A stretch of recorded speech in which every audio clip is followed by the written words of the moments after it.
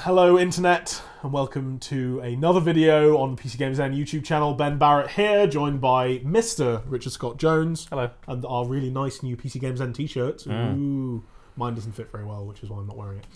And we're here to talk to you about Total War Warhammer 2, sort of, and the Norsca, who are basically Chaos Vikings. Yeah, it's Were I to overly simplify it, which I love doing.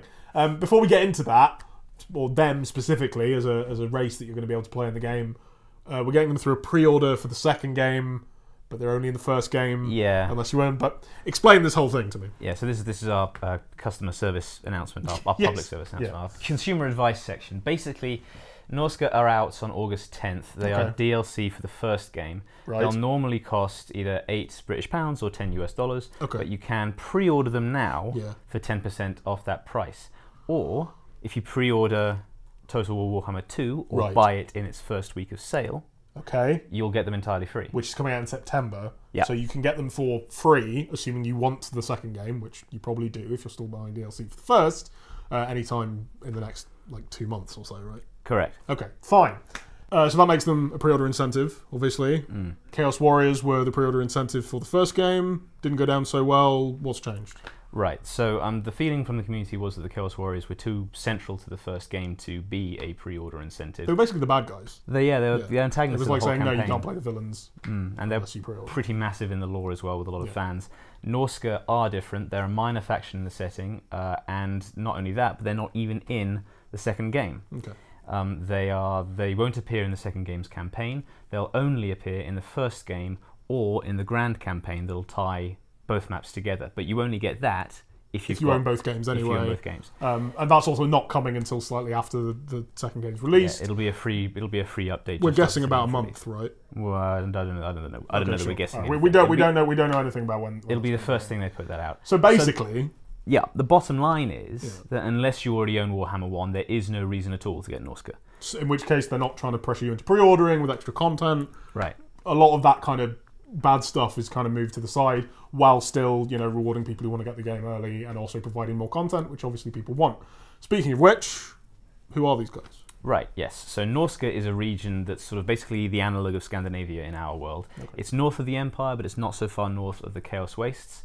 So the Norscans are basically, as you say, Warhammer's Vikings. They worship the Chaos gods, but they also keep a bunch of pagan gods that are sort of like aspects of Chaos, so it's a bit more complicated than just saying we universally worship, Khorne, Zintuch, or Slaanesh, or whatever it is. Okay. So they're only lightly tainted. They're not full Chaos Warriors. They haven't, fully drunk the cup of Chaos, as it were. And they are in Warhammer 1 already. The Val and the Scaling are Norscan tribes. Okay, so it's kind of making them playable, but presumably adding stuff. Adding lots of stuff. Basically, they're getting the Bretonnia treatment. Okay. In the first game, Bretonnia, as you probably were aware, they were on the map. They were not playable in the campaign. They were in custom battle, but with a very pared down roster.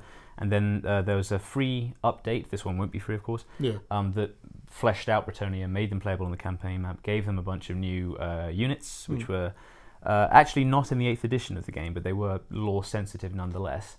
Basically, Norsca are getting that treatment. They're getting 2 new factions, each with a new legendary lord, and a ton of new units and strategic mechanics. So the 2 legendary lords, there's one that they properly announced and another that we sort of worked out from screenshots, right? Well, yeah, I mean, they've both been announced now. Okay, sure. And yeah, we sort of put 2 and 2 together before that happened and figured out that it was Throg the Troll King.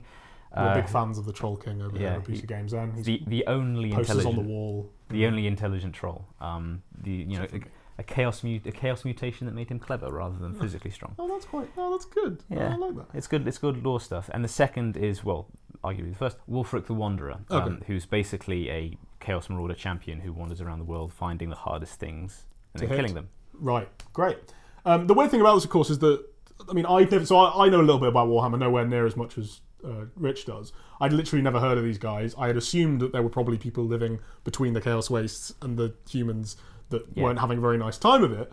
But these guys are like way outside the law. They've never even had an army book, you said to me yesterday. They haven't had an army book as far as I'm aware in the entirety of the game's run. Certainly not in 8th edition. Probably like some White Dwarf rules in Yeah, and lots of 37 that nobody read. Lots of community-made rules. Like Sure. they do have a presence in the lore, so there's a basis there for them to have an army book, and that's the sort of stuff that Creative Assembly are drawing on. And this is super exciting to me because it indicates that CA are being way ambitious about the stuff that they're adding into the game. So they're reaching way back into the early editions of the game to pick up on stuff to include in the Norscan faction. One thing in particular that hardcore fans are excited to see are the Thimir. Right. The Thimir are sort of an ogre-sized monstrous race of cyclopean creatures with little beaks who live in swamplands, and they were once favoured by Chaos before humans came along. Right. They were introduced in the late 1980s into the 3rd edition of the tabletop game. Jesus. Okay. Yeah, they were Games Workshop's attempt to make an original Warhammer race, but they were squatted in 4th edition because no one liked them. Yeah, obviously. But like the fact that they're still technically canon, and the fact that CA are going so far back to bring them back in just speaks to how determined they are to flesh the game out and make it really feel complete, which is very encouraging for anyone who wants to see the Chaos Dwarves or Dogs of War. We predicted the Chaos Dwarves might hit Warhammer 2 at some stage, right? No, I always saw them coming in Warhammer 3. Oh, okay, one of the final races. It's very interesting to me. It reminds me of XCOM, right, where they rebooted it and they made XCOM Enemy Unknown very good game, but very much kind of a modern interpretation of the old game. Yeah. Right, and quite simple, quite pared down. And then XCOM 2 was really weird. And there are people that prefer the first to the second, but whatever. They tried a lot of different stuff with XCOM 2, and then they're doing that again with the expansion that's coming out. This reminds me of that, where they went, okay, here's safe Warhammer, humans, elves, dwarves, etc. Right, and then they're going, here's the Norscans that I've never heard of, and from there, hopefully, they can expand it further. So, tell me about the Norscans. Are they cool? Yeah. So the army itself, the roster's been put up. We'll have that on the site by the time you watch this video, probably. And you can go check that out for a full rundown, but just to go over the highlights, we mentioned the legendary lords. Viking style marauders are still the backbone of the army's troops, but as well as the Thimir, some exciting new additions include skin wolves. They're basically like werewolves. It's a cool name. They have some really impressive models on Forge World. There's also a Norscan giant. There are war mammoths, one of which can carry a Chaos Shrine on its back, which is pretty cool. Jesus. There's a feral manticore. I think manticores are a mount option for some Chaos Lords right now, but they are in the game. I've definitely seen the model before, but yeah. And the highlight really is a massive two-headed ice-breathing dragon called a frostworm, which is when a dragon isn't enough, give it a second head. Give it a second head. Those are the rules. There's a two-headed dragon in the game already, but this one breathes ice. Yeah. Okay. Cool. And what about? I mean, that's what you'll be killing people with. What about the actual conquering, the strategic layer? Yeah, the strategic layer is if anything, more impressive, more exciting. Like the CA continue to push the boat out, it seems, with every new faction. So this time round, you'll confederate the other Norscan factions by killing their leaders, which is very thematic and a bit new.